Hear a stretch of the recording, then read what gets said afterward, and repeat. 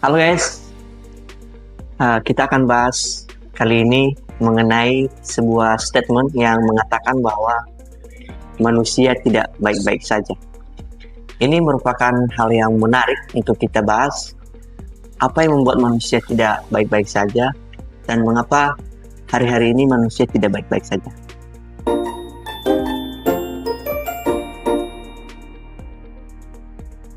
Oke, mendengar pernyataan ini tadi, bro, mengenai manusia hari-hari ini sedang tidak baik-baik saja. Ya, Bagaimana tanggapannya? ya kalau berbicara tentang manusia tidak baik-baik saja itu sebenarnya apa sih yang menyebabkan manusia bisa memiliki keadaan tidak baik-baik saja itu mungkin karena adanya perasaan tidak cukup atau merasa tidak puas akan sesuatu hal, mungkin seperti standar sosial atau mungkin seringkali membeda-bedakan dengan orang lain. Nah, misalnya dulu kita kan udah pernah diajarin kalau waktu kita SD kan pasti ingin untuk ke SMP. Waktu SMP pasti ingin ke SMA. Betul. Nah, pas sudah tamat SMA pasti pengen kuliah S1. Nah, udah lulus S1 pasti inginnya, oh kayaknya lanjut S2 nih, baru bagus. Nah, udah S2 pengen S3 lagi. Iya. Mungkin karena perasaan inilah atau adanya rasa tidak puas ini, jadi ingin terus mengejar sesuatu itu sampai akhirnya mungkin padahal secara keuangan mungkin nggak menjamin Betul. untuk melanjutkan ke studi yang lebih tinggi, tapi karena dia menginginkan hal itu atau ada ambisi dalam dirinya, sehingga dia terus mengejar hal itu sehingga membuat dirinya merasa dia baik-baik saja karena fokus hidupnya pada hal yang dunia tawarkan. Artinya dia bukan mengejar standar hidup yang mungkin Tuhan berikan, tapi dia mengejar standar hidup yang seperti orang dunia pada umumnya kejar. Oh, jadi manusia tidak baik-baik saja itu kembali kepada keinginannya yang tidak pernah merasa puas ya. Iya. Jadi dia melakukan berbagai cara, apalagi dengan apa tadi kan standar hidup yang telah diwariskan lah gitu ya. Oh, kamu nanti ketika besar harus jadi begini, harus berhasil ya kan. Dan diwariskan begitu. Jadi di pikirannya dia akan berusaha untuk mencapai standar itu gitu. Iya. Dan tapi apa iya setelah mencapai sesuatu standar misalkan ini harus berhasil kaya, itu sudah akan menutup rasa kepuasannya atau bagaimana? Nah, sebenarnya di sini kembali lagi pada diri individu ya. Sebenarnya apa sih yang membuat kita merasa puas atau yang membuat kita bahagia itu kita harus benar-benar temukan alasannya. Jangan sampai apakah dengan kita mengejar apa yang dunia tawarkan seperti tadi, apakah kita dengan kuliah S3 itu udah menjamin kita bahagia atau merasa puas? Belum tentu. Iya. Tapi kalau misalnya kita ini kan konteksnya kita sebagai orang Kristen ya, sebenarnya rasa kepuasan kita atau rasa kebahagiaan itu kita bisa temukan dalam Tuhan. Ketika pusat hidup kita ada dalam Tuhan, maka disitulah rasa puas kita akan kita temukan. Walaupun mungkin kita kuliah hanya sebatas S1, tapi kita bisa menjadi orang berguna di masyarakat, bisa menjadi berkat bagi orang lain. Jadi nggak sampai percuma kita sampai S3 tapi ilmunya nggak guna bagi orang lain, malah hanya untuk aktualisasi diri atau menunjukkan bahwa kita hebat, sedangkan kita nggak menjadi berkat bagi orang lain. Jadi semuanya akan menjadi sia-sia. Jadi sejatinya sih ya, melakukan sesuatu itu yang hanya menjadi berkat bagi orang lain dan menjadi kemudian bagi Tuhan. Iya. Jadi itulah yang menjadi sumber kebahagiaan kita. Iya. Karena motivasi dunia yang saat itu jelas bahwa jika dia memiliki segalanya, maka dia akan puas gitu. Iya. Padahal banyak orang-orang yang kita lihat yang sekarang nggak pernah puas kan? Iya. Nggak pernah puas. Nah, kalau kita gali lebih dalam lagi, apa sih yang atau mengapa orang itu nggak pernah puas dalam diri? Apa sih yang mau bicaranya? Iya, sebenarnya dia nggak pernah puas. Apa yang membuat dia nggak haus akan sesuatu itu? Nah, mungkin apa sih yang membuat dia atau mengapa seseorang itu merasa tidak puas akan sesuatu? Nah, mungkin pertama itu karena kurangnya pemahaman akan yang diyakini. Nah, terutama seharusnya kita kan ketika dia kurang pemahaman akan diyakini, maka fokus hidupnya bukan lagi kepada Tuhan. Nah, seperti kita kan seharusnya orang beragama atau kita orang Kristen kan, kita fokus hidupnya harus kepada Tuhan. Jadi ketika pemahaman kita benar kepada Tuhan atau pengenalan kita benar kepada Tuhan, maka kita akan tahu apa yang akan memuaskan jiwa kita, akan mengisi, memberikan kita rasa puas, bukan lagi pada hal-hal yang mungkin seperti tadi mengejar standar dunia atau standar hidup yang orang-orang dunia tawarkan. Mungkin orang dunia sering bilang kalau kamu nggak ngejar jadi seperti ini gak keren kan, gak gaul gitu. Tapi kita harus lihat lagi kembali, apa sih gunanya kita mengejar itu semua jika pada akhirnya nggak ada dampaknya bagi orang lain. Gitu. Jadi kita yang orang Kristen ini bagusnya bagaimana? Nah, jadi kita kan sebagai orang Kristen, jadi hidup kita harus benar-benar berpusat kepada Tuhan, seperti yang dalam kita mengatakan, baik yang kau makan atau minum atau yang kau lakukan segala sesuatu, lakukanlah untuk kemuliaan Tuhan. Jadi di luar itu nggak ada kepuasan kita. Jadi hanya Tuhan lah yang menjadi kepuasan kita. Nah, bagaimana agar kita bisa menunjukkan hati ke situ bahwa Tuhanlah yang menjadi kepuasan kita? Nah, untuk bisa merujukkan hati kita bahwa Tuhan itu menjadi kepuasan kita adalah pertama kita harus memiliki pengenalan akan Kristus. Nah, pengenalan seperti apa? Pengenalan akan Kristus ini kita bisa bangun dan melalui dengan kita mungkin memiliki persekutuan dengan Tuhan secara pribadi, mungkin seperti melalui doa, baca Alkitab. Dan mungkin kalau kita lihat kenapa kadang manusia saat ini tidak memiliki keadaan baik-baik saja seperti tadi statement awalnya Nah, kita lihat karena manusia telah hidup dalam sebuah sistem atau rekayasa kehidupan. Nah, di mana manusia terjebak dengan sistem. Jadi mungkin kalau kita lihat orang bisa bermain handphone berjam-jam, tapi kadang untuk meluangkan waktu berdoa, baca Alkitab kadang bisa diperhitungkan sama sekali, atau mungkin hanya 30 menit atau bahkan 5 menit aja udah mungkin bisa gelisah. Nah, tentu inilah kita lihat bagaimana manusia udah terjebak. Jadi sistem seperti tadi, mungkin seperti kalau kita lihat seperti kadang kalau di Facebook atau di Instagram kalau misalnya kita nonton sebuah video yang kita suka, jadi nanti dia akan menawarkan itu. Nah, dia udah tahu apa yang keinginan kepuasan kita. Jadi dunia udah sangat tahu. Jadi dunia berusaha berusaha mengkondisikan kita sehingga kita terus terjebak.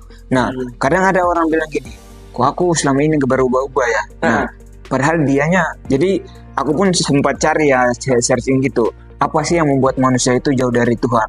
Jadi bukan dunia yang membuat dia jauh dari Tuhan, tapi dirinya sendiri. Nah, kadang kalau kita udah nyaman dengan kebiasaan kita setiap hari itulah akan membuat kita tidak lagi berpusat kepada Kristus. Jadi kita memusatkan fokus hidup kita pada hal-hal dunia, atau kita menjadikan kebahagiaan kita pada hal-hal dunia. Mungkin dengan kita scroll media sosial atau nonton YouTube yang mungkin video lucu, itu mungkin orang akan merasa senang atau merasa bahagia, tapi sebenarnya itu hanya bersifat sementara. Seharusnya kita dengan kita meluangkan waktu mungkin baca Alkitab, berdoa, itu akan memberikan dampak kekal pada hidup kita. Tapi mungkin kadang memang merasa bosan, kadang kalau mungkin kita baca Alkitab kadang kok gak mengerti seperti ini kisahnya dan sebagainya. Tapi memang itu dibutuhkan proses atau waktu yang panjang untuk mengerti. Ketekunan. Karena kalau kita lihat dalam isi Alkitab itu pasti banyak misterinya, bagaimana kita bisa berjalan seiring berjalannya waktu kita berjalan dengan Kristus, maka disitulah rasa puas kita akan tercukupi. Jadi bukan lagi pada hal-hal yang bersifat dunia. Jadi hidup kita itu harus berpusat kepada Kristus. Itu yang menjadi kepuasan kita Dan kita berpusat kepada Kristus ini, kita akan mendapat kelegaannya. Bukan hanya di dunia, tetapi di kehidupan setelah kematian, di balik kubur ada kehidupan. Jadi kita harus berpusat kepada Kristus ini. Berpusat kepada Kristus ini apa sih? Mungkin karakternya kali cara hidupnya. Jadi berpusat pada Kristus ini adalah bagaimana tentang bagaimana juga fokus hidupnya. Jadi bukan pada hal misalnya nih, kalau kita mungkin dulu awalnya pada saat tamat SMA pengen kuliah, pasti aku pengen kuliah, masih belum tahu tujuan secara spesifiknya buat apa.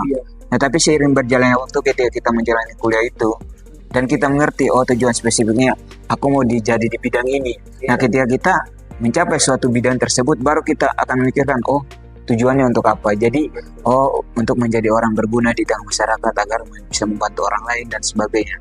Nah, itulah sebenarnya hasil pendidikan mungkin untuk menjadi berkat bagi orang lain. Jadi bukan hanya fokus untuk diri sendiri seperti. Nah, tentu tadi kan bisa kalau fokusnya pada diri sendiri atau pada dunia, maka dia akan bisa melakukan berbagai cara seperti bisa melakukan tindakan korupsi atau judi online dan sebagainya. Itu adalah satu wujud mencari kepuasan tadi. Iya, mencari kepuasan diri. Ya. Mengekspresikan Iya. gitu ya. Itu sih, itu memang kalau kembali kepada yang tadi karena kurang pemahaman kan apa Iya. sesuatu yang diyakini, agama yang diyakini gitu. Iya. Nah dengan ini kan kita bisa tahu gitu ya, karena kalau pengikut Kristus itu atau berpusat kepada Kristus itu tidak lagi mencari kepuasan diri gitu ya. Bahkan kita ini harus memberi diri kan? Iya. Iya. Iya. Iya, memberi diri untuk siapa? Untuk Tuhan. Iya. Yang diimplementasikan kepada sesama gitu. Iya. Iya sih, Mas Wawan. Jadi kembali lagi ya pertanyaan simulasi. Ya. Kita sumberin lagi, mungkin kita ulang lagi. Bagaimana sih agar sepanjang perjalanan hidup manusia itu bisa sesuai dengan yang diinginkan Tuhan? Ya gitu ya. Karena statement awal tadi kan sekarang kita melihat tidak baik-baik saja. Iya. Nah, dengan itu kan itu adalah salah satu tanda bahwa ada sesuatu yang terjadi yang meleset Iya. perjalanan manusia. Iya. Lalu bagaimana agar manusia itu kembali baik-baik saja? Nah, kita ulang lagi ya. Iya. Nah, sebenarnya itu kembali lagi pada kesadaran diri individu ya.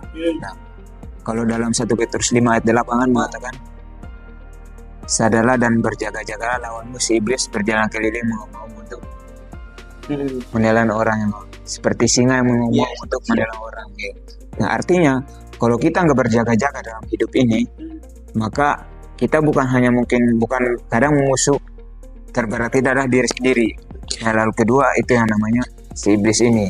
Nah, tentu ketika kita nggak berjaga-jaga dalam hidup kita, nah berjaga-jaga di sini maksudnya adalah ketika kita nggak berjaga-jaga, maksudnya fokus hidup kita adalah pada hal-hal bersifat dunia, dan kita nggak berjaga-jaga dalam Tuhan, maka pasti kita akan terjebak dengan sistem dunia tadi, atau kita akan berusaha terbawa arus oleh pengaruh si iblis ini. Nah, tapi bagaimana supaya kita bisa memiliki rasa kepuasan dalam Tuhan itu? Jadi seperti yang saya bilang tadi, bahwa kita harus benar-benar kembali kepada Tuhan, atau fokus hidup kita sebenarnya harus kepada Tuhan supaya kita tidak terjebak oleh godaan dunia. Jadi seringkali kita mungkin bisa mudah terjebak ketika paradigma atau cara berpikir kita pun belum terbentuk dalam Kristus. Nah, Rasul Paulus pun pernah mengingatkan dalam Roma 12 ayat 2 kan, di situ mengatakan, janganlah kamu serupa dengan dunia ini, tetapi berubahlah oleh pembaharuan budimu, sehingga kamu dapat membedakan mana kehendak Allah, apa yang baik, yang berkenan, dan yang sempurna.